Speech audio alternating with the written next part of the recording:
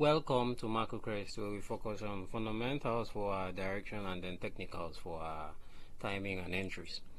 The first outlook we had was a very good one, which we focused on NZD weakness, focused on dollar strength, and kind of CAD strength, which has been solidified for these months all through.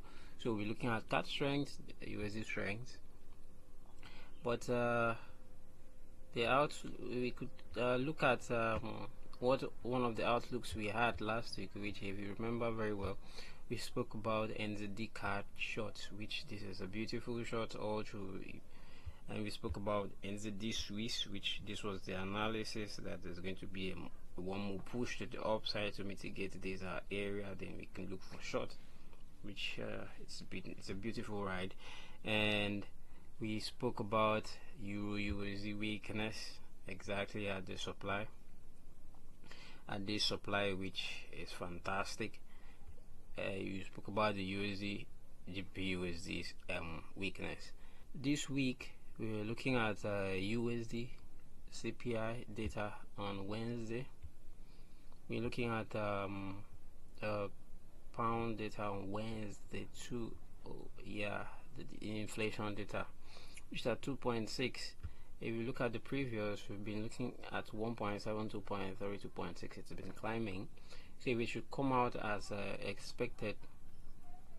We should see some push, some resilience in the pound. But regardless, we'll still be looking at it going down. But the most important thing is not the CPI data, it's the services inflation, which you could see that in trading economics or investing.com.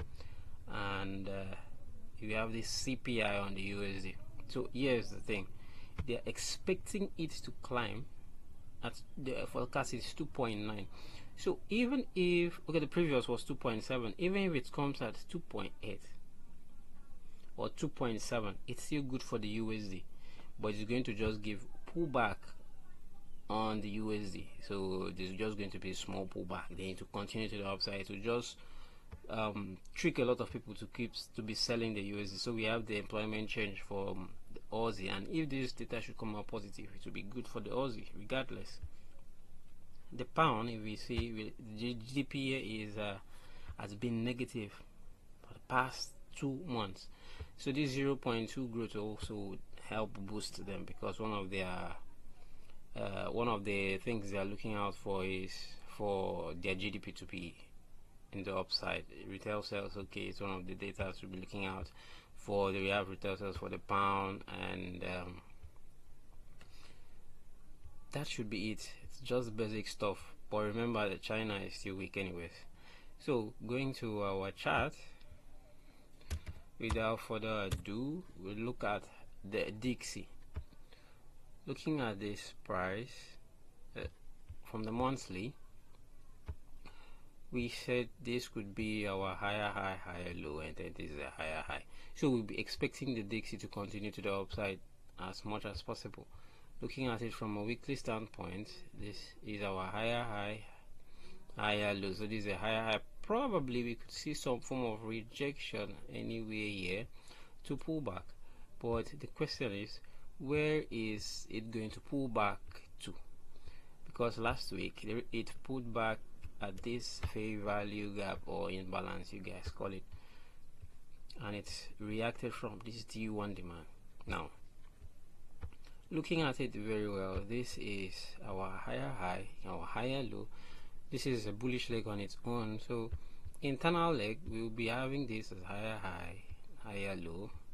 We have this as higher high, so we'll be looking at this as a higher low. That's outlook. So if we see this pull to this, then we could long here. But if the market doesn't react from this area, then we expect the market to come all the way to this point. It's very clear and simple. Going back to that weekly time frame, we could see that there is this imbalance over here, but this is a bullish momentum candle on our H4 time frame. Look for our H4 demand. So here's the thing. Okay, let me clear this. H4 demand is this is a structure break. So what we would have is market pulling in here to continue, but this could be our internal, because could be the internal leg we'll be looking out for next week. We could also see the market coming in to take this as liquidity and using this area below. For that reason, you go to our euro. We know we are weak, we are bullish on the Dixie, going to our euro. Yes, so what I do see is going to the downside. It's just the opposite of the Dixie. Now we'll be expecting the market, we still have a lot of room to come down. So the current price at 102.42 all the way here is about 100 and something pips. If that's the case, then we would expect euro to go to parity. So previous weekly candle was that, and then we could look at the 4 hours reaction. We could have some reaction from here, so the market might go down a little bit, pulling back, then we could look for our shorts, or it comes here. It all depends on how you look at the market, but patience really pays out a lot. Looking at it from a daily time frame, we could see that that's a form of drop-based drop on the daily, so this would be a high probability area to short regardless. That's for euro. For the pound USD, looking at it from a monthly time frame, what we do see is, this was analysis I kept on this place last week. You could look at the outlook. So now there's a break, we would see some form of pullback, because a lot of people will still be looking at this point as our higher high and our higher low. Let me delete everything. So if that's a higher high, higher low, looking at previous candle, you could see the momentum on this candle alone. So if we talk about our imbalance, we would be looking at somewhere here. But then could we also say that this is our down market structure? So if we're looking at pullback, there is nothing here. Probably the market will come here, or but my highest probability supply zone is this point. So let's just see next on the 4 hours. What we do have here is this. So if this is the case, if this is our lower low, lower high, we have this as the internal market structure. Oh, let me delete everything here, sorry. We have this as our internal market structure. So one more time, and we could see a push up here to look for our shorts. What's the daily time frame like? It's a D1 supply area. Probably we could see our shorts from there. And there's one more pair or two more USD pairs. For the Swiss, it's still bearish. Sorry, USD NZD, and we're expecting markets to take out to this point, which is a 55.03. Looking at our H4 supply area market structure, this is this. So probably we would see price come and we would short it from there. But what's the daily like? That's one of the areas we could just watch that. And then USD Swiss, which is beautiful pair, as we've been looking at it throughout, and expecting price to get to this orange line 92 area, so about 90 to 70 to 90 pips. And then previous market reacted exactly as we expected. The previous month weekly candle was a bullish momentum candle. It's all the same like the rest of the USD pairs, so you just have to be very careful. This is also a higher high, this is our higher low. So let's assume that the price rejects from here, then we could see some momentum this way. Or you could look at it from an internal market structure on the H1 time frame. And what we do have is this. So this is what we do have. This was a good trade for us last week.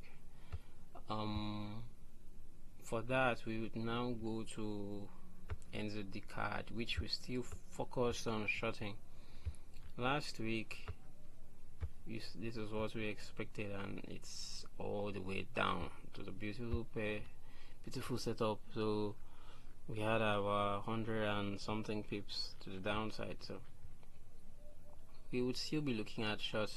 If you see, we have our D1 drop, base drop, and we would say this is our lower low, lower high, and all this is the internal market structure of this leg. So this is this leg internal market structure. So expect one more push to the upside, then we could short again. So if you look at it from our H4, I would expect the market to come up here, and then we could short it one more time. But should it go higher, this would be a very clear supply area for us to short. But if it goes way past that, then we would understand that we will be looking at this as a lower low, then we will see this. So this would be a good short depending on how we look at it, the approach to the market, and that would be our supply. Now the reason why I'm shorting this is because CAD is very strong. And if you look at pound also, which this was a beautiful setup regardless. The only problem I had was that I wasn't too sure on the analysis. But looking at this, I didn't really like the market structure, but I came to realize that this did not close above this. So this is going to be taken. Definitely it's going to be taken, and this is liquidity. So there is this imbalance here that we'll be looking out for, but the most important imbalance is this point. Why? Because if you look at it from your monthly time frame, the monthly time frame, you'd see this as a imbalance that was never mitigated. Looking at this, so there is an imbalance somewhere there, and this is about 400 or 350 to 400 pips to the downside. Looking at previous weekly candle, what is this? A very massive momentum candle. So we could see our H4 supply. This is our supply, very perfect supply. We'll be hoping for the market to react from. And if you look at this from the daily time frame, it's like a daily drop, base drop. So you could say a 1 hour supply, and you could, this could be liquidity. So this would be confirmation here, and then if there is no confirmation, then we could short it from the top. That's for GBP CAD, GBP AUD. Now this, I was looking to long this guy, but I changed my mind due to fundamentals. Looking at this, this is a higher high. What is that? If we call this a higher high, and then this is a higher low, we're expecting a higher high. Alright, but the internal market movement is higher high, a higher low, a higher high, a higher low, and then a higher high. So we're expecting what? A higher low. So I'm expecting the price to get all the way to this point. If the market is going to get to that point, this is not a good price action. Looking at it from a weekly time frame, this is a doji showing some form of indecision, which at the other end, I'm expecting the market to head to this point. Note, this market was going to the upside very beautifully, higher high, higher low. It fell to close above, came back, reacted to this demand, fell to push higher. So this was taken out. This market was taken out. Probably there could be one more candle on Monday, then it will push, grabbing liquidity. So this might be our liquidity. So that's our short from that point to this point. That will be the first point, because that's what I'll be looking out for. And for silver and gold, the reason why it's pushing up even with the good data from the USD is because of uncertainty from Trump. So this was exactly the analysis I gave out in the previous video. We could look at that. USD China, we are still looking at longing it to the upside due to the China's weakness. Previous weekly candle, previous bullish leg. So if you remember, there was we predicted all the way from this bottom, and this is a massively bullish candle. We just understand that when the market opens, it will just spike to the upside. Looking at it from the one time frame, there's not going to be much. It's just going to push to the upside. So we could find our longs. This was a liquidity grab, higher high. We're looking for a pullback, break of structure, internal movement of this price action. I think the market might just get to this point, and then you can keep your stop loss here depending, but I would like to see some confirmations to take the trade some below that area. Let's have a very beautiful safe trading week.